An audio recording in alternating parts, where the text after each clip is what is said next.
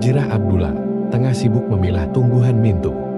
Dia dapatkan tumbuhan ini dari hutan berjarak sekitar 5 km dari rumahnya di Dusun Pemula, Desa Pulubala, Kecamatan Tibawa, Kabupaten Gorontalo. Tumbuhan ini dia keringkan di bawah sinar matahari seharian untuk jadi bahan baku upia karanji, songkok khas Gorontalo. Setelah kering, perempuan 74 tahun ini akan membelah tumbuhan paku hata ini menjadi beberapa bagian agar jadi pipih. Usai dibelah, mintu pipih dihaluskan dengan pisau atau alat dari penutup kaleng bekas yang punya lubang besar sampai kecil. Setelah siap, baru dia mulai menganyam. Proses menganyam mulai dengan rotan yang diukur dengan mistar sekitar 8 cm. Pengukuran itu sebagai permulaan agar dapat menyatukan rotan dengan mintu, tapi ukuran itu tidak jadi patokan karena akan disesuaikan motif dan ukuran yang diinginkan, kata Hajirah. Motif songkok didapat dari belahan mintu yang jadi 2 bagian, warna putih dan coklat gelap. Mintu putih dililitkan ke rotan dan mintu coklat gelap akan diputar ke bagian luar hingga membentuk motif. Cara ini untuk menimbulkan motif gambar atau tulisan yang sudah didesain. Ada sebagian perajin yang sudah terbiasa tanpa pola, karena mereka sudah mahir membentuk pola atau gambar sendiri, kata Hajirah. Dalam satu ikatan kecil mintu, bisa membuat 3 upia karanji. Harga songkok khas Gorontalo ini bervariasi, mulai Rp150.000 hingga Rp350.000 tergantung kehalusan anyaman. Satu anyaman biasa dikerjakan sampai 3 hari. Hajirah bisa selesaikan hanya 1 hari saja karena sudah ahli. Saya jadi perajin upia karanje sejak berumur 9 tahun, sekarang 74 tahun, jelasnya.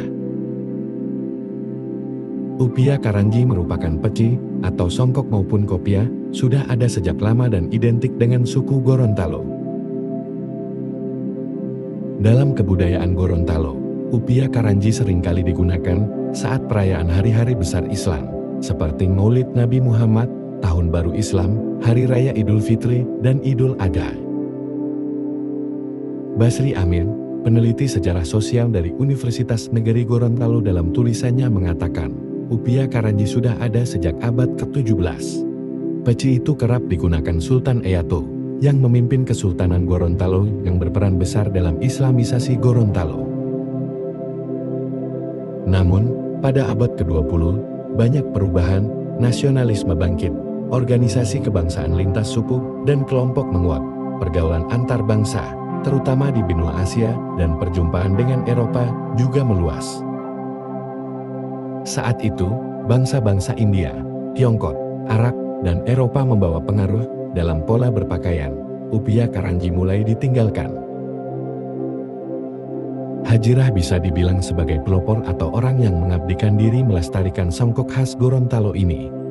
Dia mulai bikin kerajinan mintu ini sejak tahun 1967 atau 9 tahun setelah lahir. Sejak itu, perempuan berpendidikan sekolah lanjutan tingkat atas ini meluruskan tekad menjaga songkok khas Gorontalo tetap lestari. Menurut dia, melestarikan upia karanji merupakan amanah dari leluhur agar tak punah. Sejak tahun 1976, Hajirah menularkan ilmu, keterampilan dan pengalaman kepada masyarakat desanya, khusus ibu-ibu rumah tangga dan remaja putus sekolah. Mereka ini dibentuk sejumlah sekelompok hingga menjadi kelompok mitra usaha. Dengan bantuan pemerintah saat itu, Hajirah memfasilitasi mitra usaha yang dibuatnya bersama sejumlah masyarakat untuk pemasaran produk, promosi, dan dapat mengikut sertakan dalam pameran-pameran baik di tingkat lokal sampai nasional. Alhasil, pada tahun 1990, Hajirah jadi pemenang kedua Lomba Cipta Cenderamata khas daerah Sulawesi Utara dengan produk upia karanji dari kantor Departemen Perindustrian Sulawesi Utara. Sejak itulah, anyaman mintu itu hidup kembali. Presiden Abdurrahman Wahid sangat menyukai peci Gorontalo ini sebelum populer di kalangan masyarakat luas. Gus Dur sempat datang ke Gorontalo dalam kunjungan pribadi tanpa pengawalan. Saat di Gorontalo bertemu ulama, Gus Dur dapat hadiah Upia Karanji. Karena senang pakai Upia Karanji, Gus Dur pesan beberapa melalui utusan istana yang datang ke Gorontalo. Hajirah adalah orang yang menganyam Upia Karanji pesanan Gus Dur. Lama-kelamaan, Upia Karanji populer di kalangan santri dan berbagai pesantren di Indonesia. Permintaan banyak, produksinya pun terus meningkat setiap tahun. Pada tahun 2019, Direktorat Warisan dan Diplomasi Budaya, Kementerian Pendidikan dan Kebudayaan, menetapkan Upia Karanji atau Kopiah Keranjang sebagai karya budaya dari Gorontalo. Ia jadi warisan budaya tak benda. Pada tahun 2020, Rusli Habibie, Gubernur Gorontalo jadikan Upia Karanji kelengkapan pakaian dinas pegawai negeri sipil. Hal itu diatur dalam Peraturan Gubernur Gorontalo Nomor 2/2020 tentang pakaian dinas dan atribut di lingkungan pemerintah Gorontalo. Sayangnya, dengan segala kepopuleran Upia Karanji ternyata ada masalah cukup serius menghantui sangkok khas Gorontalo ini. Ia terancam hilang karena hutan di Gorontalo makin menyusut. Dahulu tumbuhan mintu bisa dicari di dekat rumah Hajirah, sekarang harus menempuh perjalanan cukup jauh ke hutan agar bisa mendapatkan tumbuhan ini. Bahkan, Hajirah kerap kali harus ke wilayah kabupaten tetangga seperti Boalemo dan Gorontalo Utara untuk mencarinya.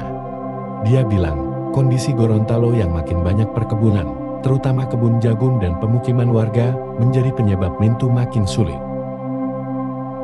Dini Hardiani Has, dosen manajemen hutan di Universitas Satya Bhinneka mengatakan, paku hata sulit karena penjualan kerajinan anyaman ini cukup tinggi, namun tidak diikuti upaya budidaya bahan bakunya. Dengan begitu, mintu bisa sulit dipenuhi untuk kebutuhan bahan baku dari dalam hutan Gorontalo, apalagi hutan di Gorontalo makin tergerus karena banyak penambangan, pertanian jagung dan lain-lain. Budidaya paku hata ini, katanya, memerlukan media air dan di dalam laboratorium sampai fes menjadi bibit lalu mengeluarkan salur barulah pindah ke lapangan. Setelah paku hata bisa hidup di luar ruangan, baru dapat dibawa ke hutan untuk berkembang biak dalam habitat asli maupun di luar. Dalam budidaya ini, katanya, perlu keterlibatan para pihak dari pemerintah daerah, institusi pendidikan, atau universitas untuk mendampingi masyarakat dan memberikan arahan dalam budidaya agar berjalan.